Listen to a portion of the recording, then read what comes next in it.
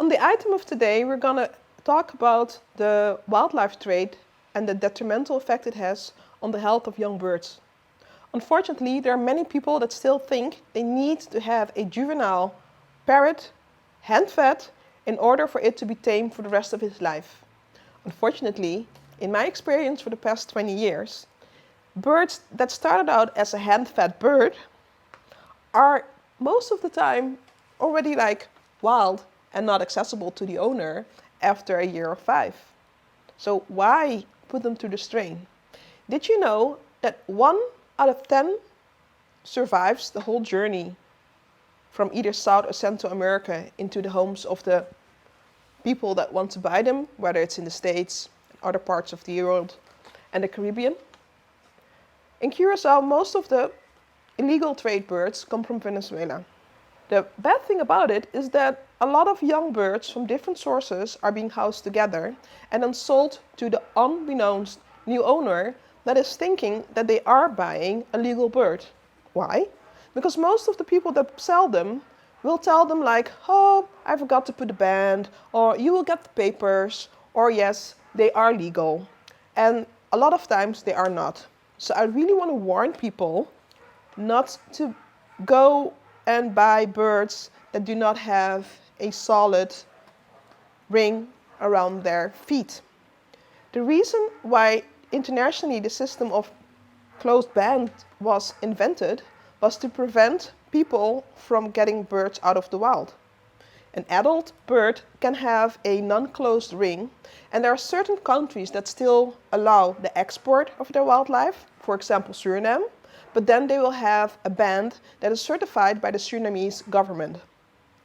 So these young parrots, sometimes they do have a closed band, but then the diameter of the band is too large.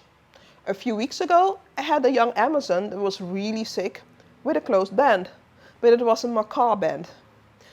On the band, usually the year is printed that the bird is born. And according to the band of this bird, it was born in 1994. So, please be aware.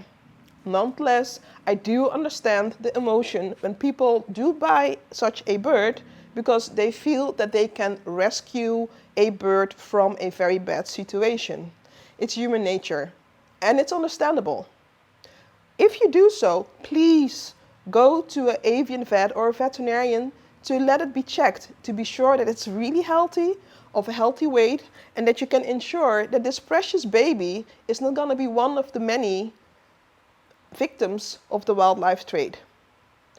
Do realize that parrots can live 40 to 80 years in captivity, and it's like adopting a child into your home. They need a lot of attention, care, and high quality food.